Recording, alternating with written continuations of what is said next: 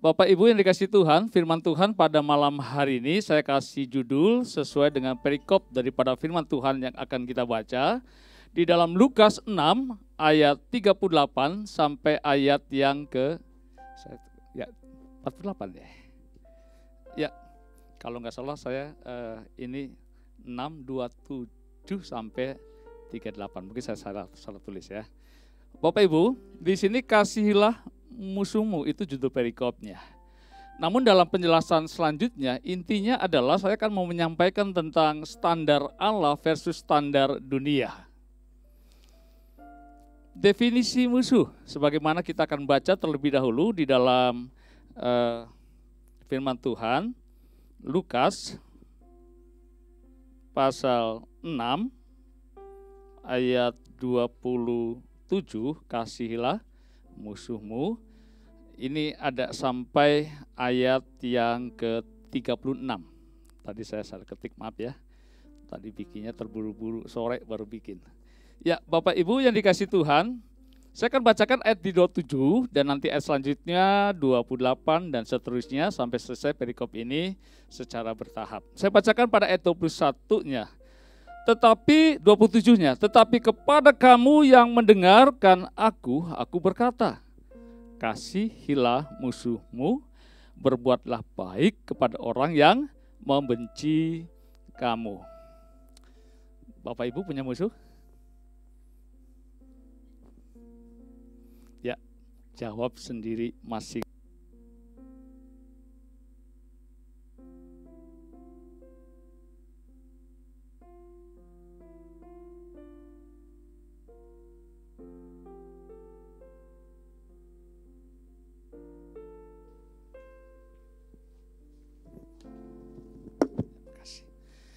Ya, Bapak Ibu yang dikasihi Tuhan, definisi musuh. Biasanya saya ambil definisinya dari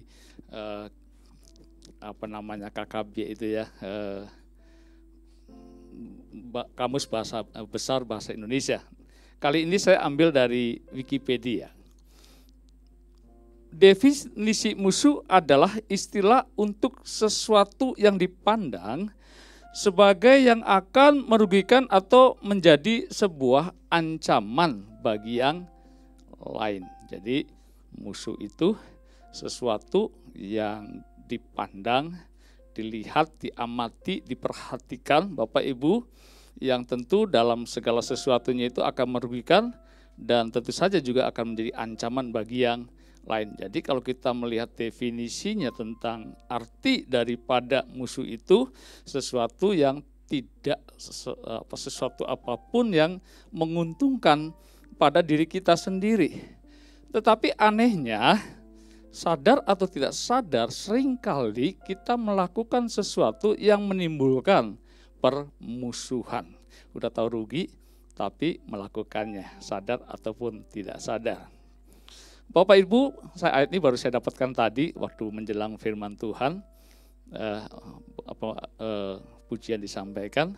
Saya jadi ingat tambahan ya, yang di catatan saya nggak ada, itu di Matius 22 ayat 37, 38, 39 tentang kasihilah sesama manusia dan seterusnya ya.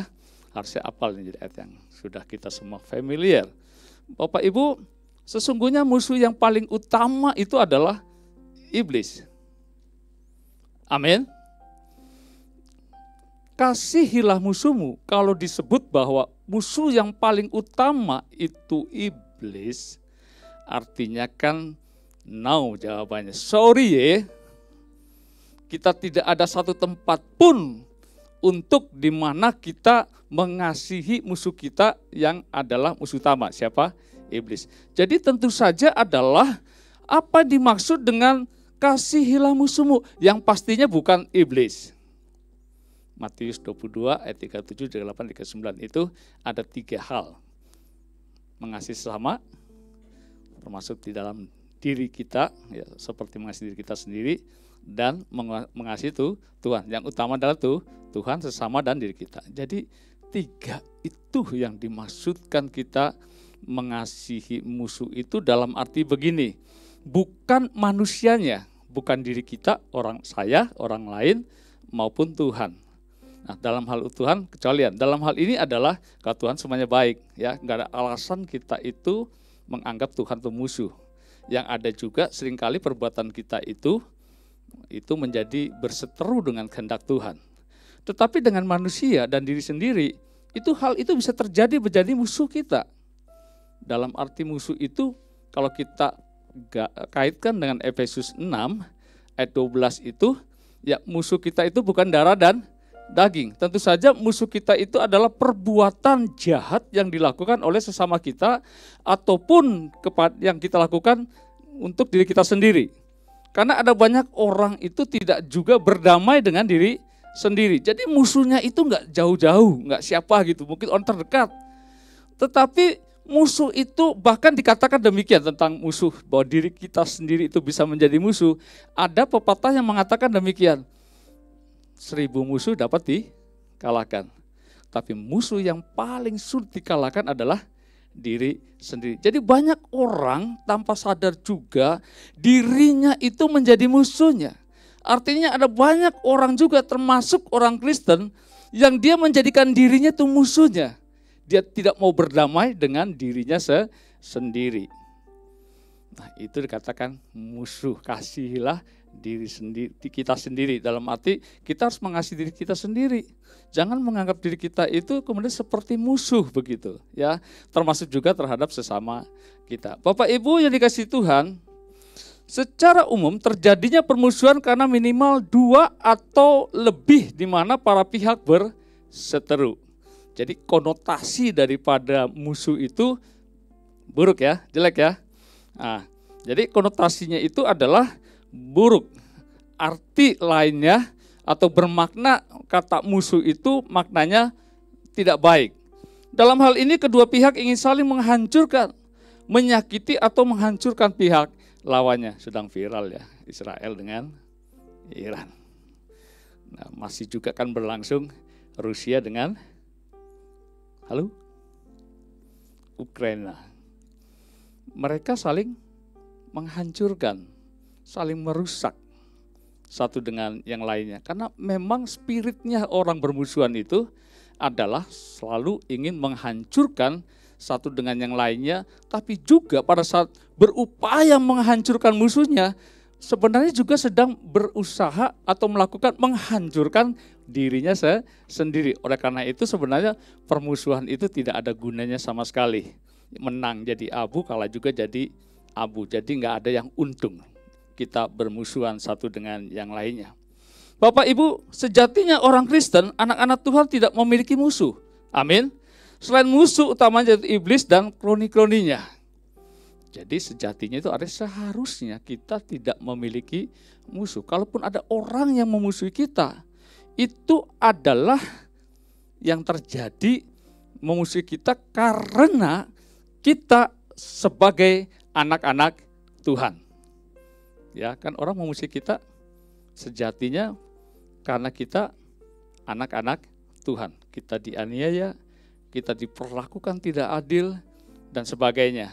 Nah, oleh karena itu yang dimaksud dengan musuh itu adalah tertuju kepada kita punya musuh kepada orang lain itu, orang lain memusuhi kita, intinya adalah bahwa kejadian ini kita menyatakan kepada ada orang musuh kepada kita adalah karena Bapak Ibu kita hidup dalam kebenaran firman Tuhan.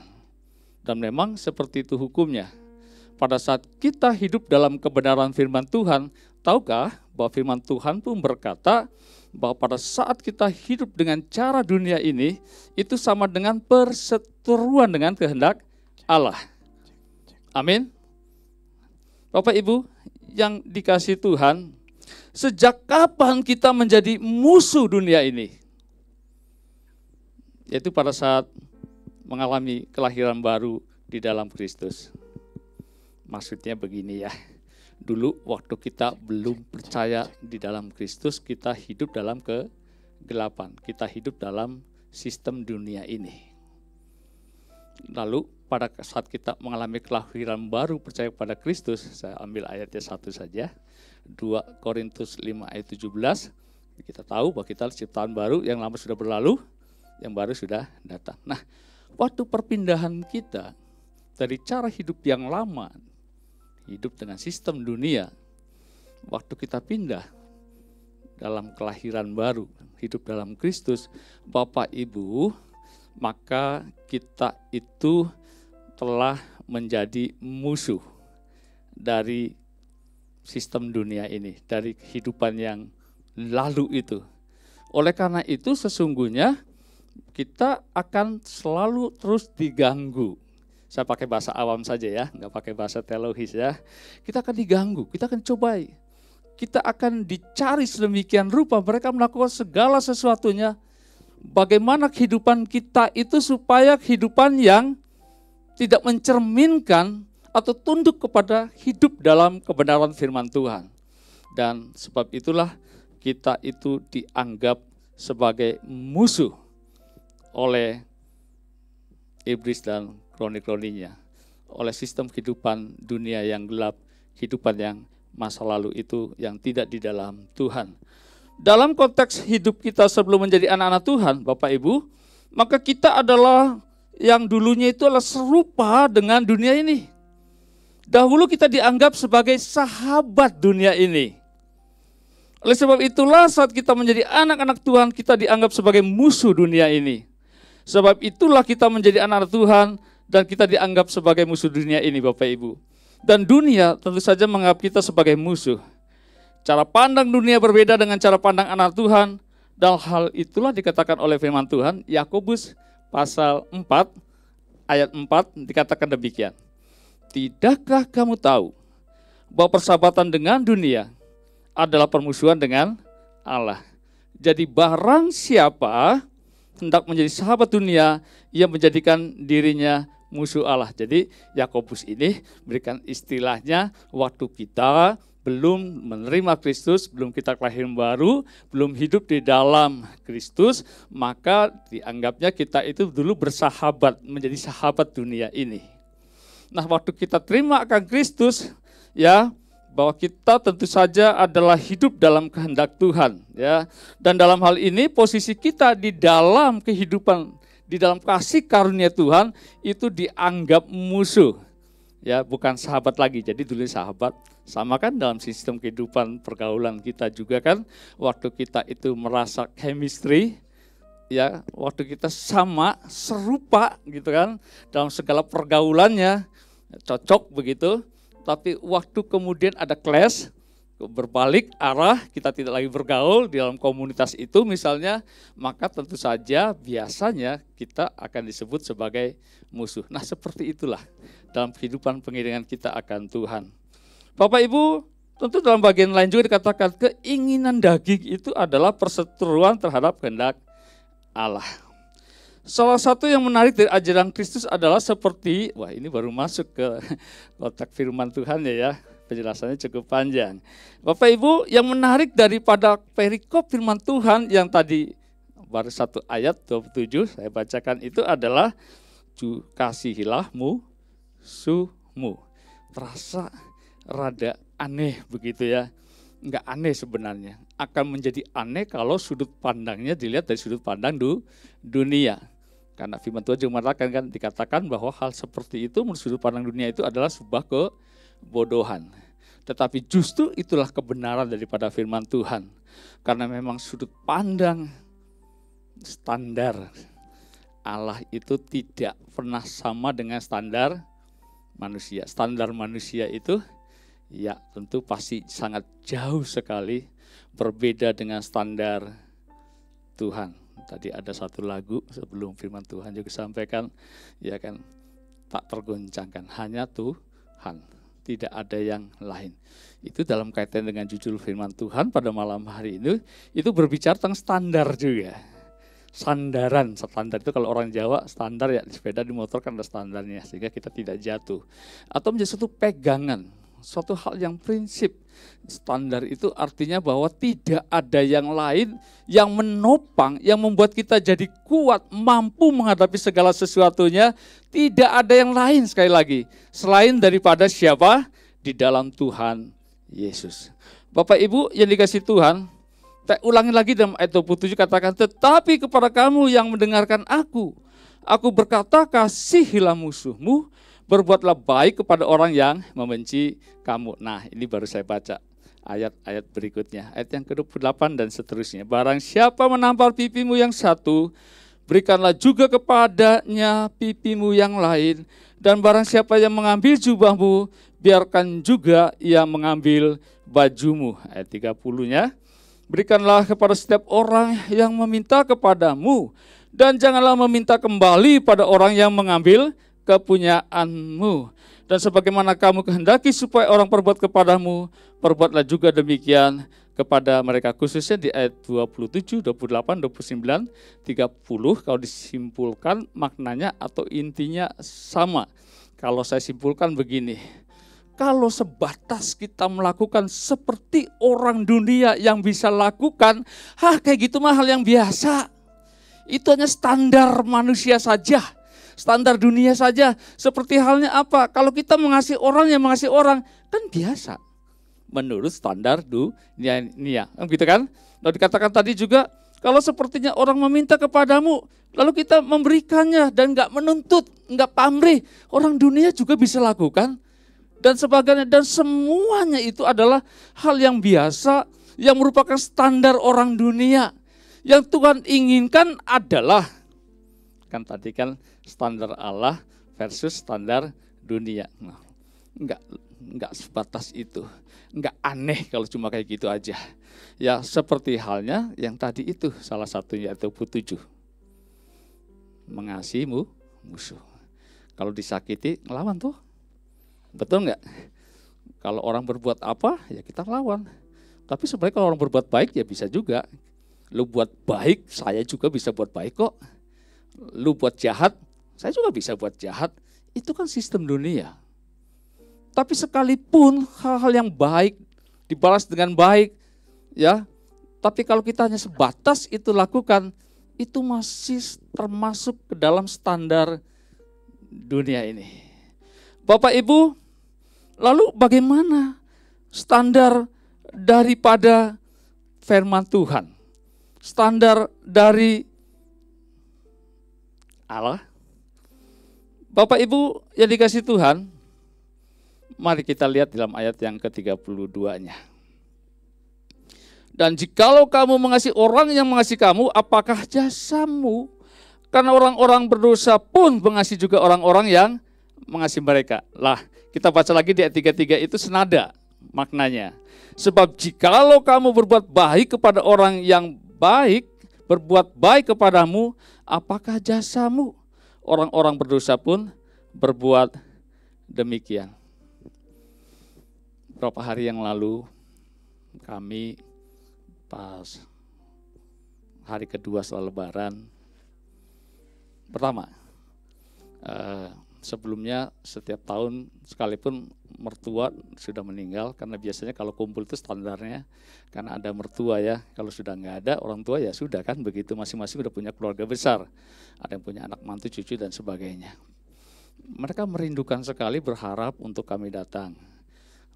Tahun-tahun sebelumnya COVID kan agak susah ya, lalu kemarin mereka berharap banget datanglah pas Lebarannya.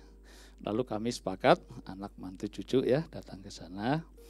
Lalu kami berkunjung, ada 3 keluarga yang 2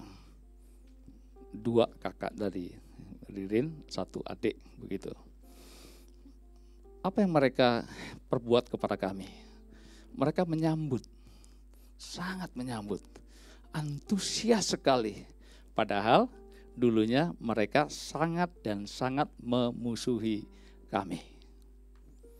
Nah, yang terakhir itu kan ke anak yang tengah gitu ya, lalu yang kedua yang bungsu, yang terakhir udah sorean itu ke yang paling tua. Bapak Ibu, itu sudah jatuh pada jam sholat. Lalu begitu kami kumpul, itu mereka bubar satu dengan yang lainnya. Pada saat mereka mendengar Allahu Akbar, Allahu Akbar, mereka pergi, nggak diperhatikan tamunya. Tetapi satu hal yang kami perhatikan pada saat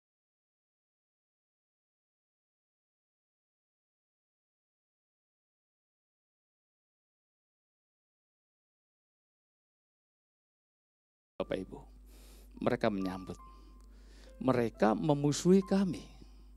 Tapi mereka juga dengan sudut pandang mereka juga punya sisi yang baik. Mereka menerima kami, menyambut kami dengan baik. Nah, disitulah saya dapat firman Tuhan ini. Jadi waktu saya jalan pulang, saya di mobil, saya dapat ayat ini. Setelah melihat bahwa mereka dulu membenci, lalu mereka mengasihi, menyambut dengan baik. Ini maknanya begini, kalau saja mereka bisa lakukan itu, mengapa kita tidak bisa lakukan itu? Karena bukankah juga di antara orang-orang Kristen yang masih belum berdamai dengan Tuhan, masih juga tidak mau mengampuni diri sendiri, sesama atau orang lain. Seharusnya pada saat kita melihat orang lain bisa tuh, di luar Kristus mereka bisa berbuat baik.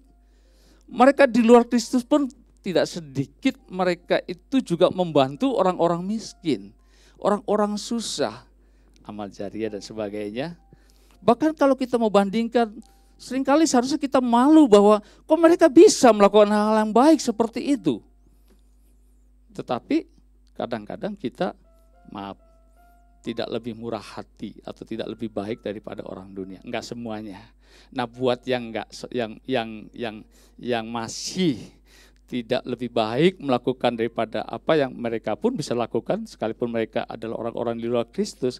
Nah, ayat 32 ini dan ayat 33 ini kalau disimpulkan, kalau kita hanya bisa melakukan seperti yang mereka lakukan, bahkan sebenarnya kalau gitu aja kita nggak bisa, saya bilang maaf, keterlaluan begitu ya. Bapak Ibu yang dikasih Tuhan, seharusnya kita bercermin bahwa apa yang kita lakukan itu harusnya lebih baik daripada orang dunia. Karena apa? Karena jelas dari standarnya aja beda. Kalau kita bicara kualitas ya, kan kualitas 1 sama 2 beda nggak? Betul nggak? Maka dalam segala sesuatu kita bicara barang nih, kalau orang dagang. Ada kelas 1, kelas 2, KW1, KW2. Pastinya kalau KW1 lebih baik. Lah kalau KW2 itu ya ternyata lebih baik, ya enggak lah, enggak begitu. Bapak Ibu, standar utama adalah Kristus, firman Allah. Apa yang Tuhan ajarkan dalam kehidupan kita. Bapak Ibu, artinya bahwa di dalam Tuhan melakukan segala sesuatunya itu terbaik karena standarnya adalah firman Tuhan. Kalau dunia aja hal-hal tentang baik dan memberi itu bisa, lalu dengan demikian kenapa kita tidak? Bapak Ibu dikasih Tuhan, sehubungan dengan sedang viralnya Kristen progresif, boleh disinggung. Ada dalam ayat yang ke-3, waktu saya pernah membaca ini katakan demikian, sebab jikalau kamu berbuat baik kepada orang yang berbuat baik kepada kamu, apakah jasamu? Orang-orang berdosa pun berbuat demikian. Perhatikan di situ, orang berbuat baik dan melakukan kebaikan itu dianggap sebagai satu standar yang seharusnya mereka perbuat. Bapak Ibu, bukankah kita melihat di sini bahwa keselamatan di dalam Kristus standarnya bukan karena berbuat baik. Berbuat baik itu adalah baik memang, karena itu adalah buah roh, kebaikan. Tetapi sesungguhnya adalah standar yang utama adalah karena kasih karunia. Amin. Jadi kalau keselamatan orang ya mendapatkan keselamatan yang kekal karena standarnya adalah berbuat baik, tentu saja kalau kita bandingkan ya sangat jauh dengan satu konsep dan pemahaman yang dalam hal ini adalah orang diselamatkan, menerima anugerah keselamatan itu karena bukan perbuatan baik. Amin. Ya, saya singkat saja segini, nggak panjang lebar, nanti jadi panjang khotbahnya. Jadi Bapak Ibu yang dikasih Tuhan, standar seseorang menerima keselamatan yang kekal karena ya di situ karena perbuatan baik. Sedangkan firman Tuhan katakan kalau hanya perbuatan baik saja.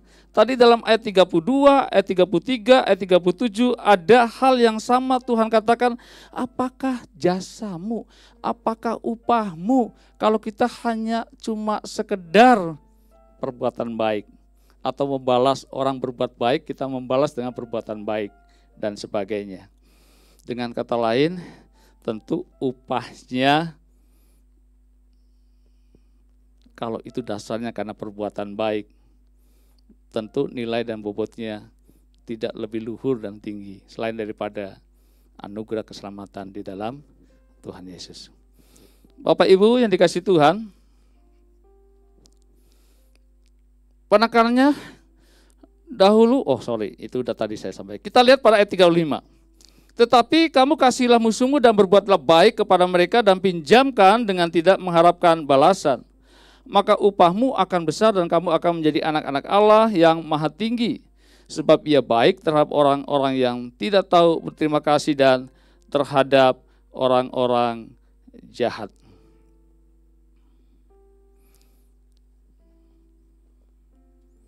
Ayat 35 dikatakan dalam bagian terakhir, maka upahmu akan besar dan kamu akan menjadi anak-anak Allah yang maha tinggi. Kalau kita hidup dalam standar firman-Nya, segala sesuatu yang kita lakukan semua ada upahnya, baik atau buruk, ya. Semua ada dampaknya. Untuk sesuatu yang buruk pasti kita akan menuai yang buruk, tapi segala sesuatunya yang baik yang kita lakukan di dalam Tuhan, dalam standar Tuhan, maka juga ada upahnya.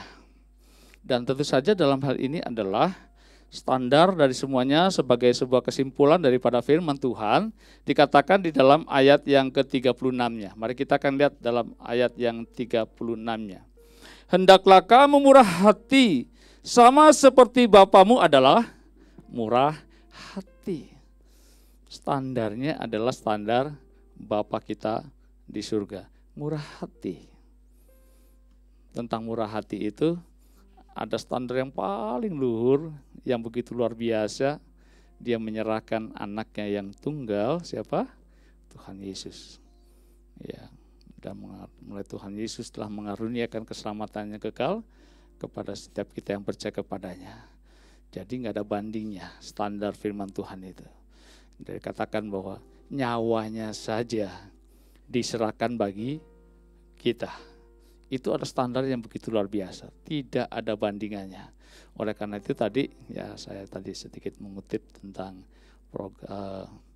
Kristen progresif itu terlalu jauh, terlalu tidak bisa dibandingkan kasih karunia Tuhan, kemurahan Tuhan yang menjadi teladan bagi kita semuanya dibandingkan dengan hanya sekedar berbuat baik saja kok bisa menyelamatkan orang yang percaya. Bapak Ibu yang dikasihi Tuhan, perikop yang kita tadi baca, Lukas pasal 6 ayat 7 sampai 38 itu juga ditulis di dalam Matius 5 pasal 55 dan sama dalam bagian yang terakhir itu di ayat 48 dikatakan demikian. Karena itu haruslah kamu sempurna sama seperti Bapamu yang di surga adalah sempurna. Jadi kalau udah sempurna itu nilainya 100%, enggak koma sekian. Ya, apa yang Tuhan perbuat itu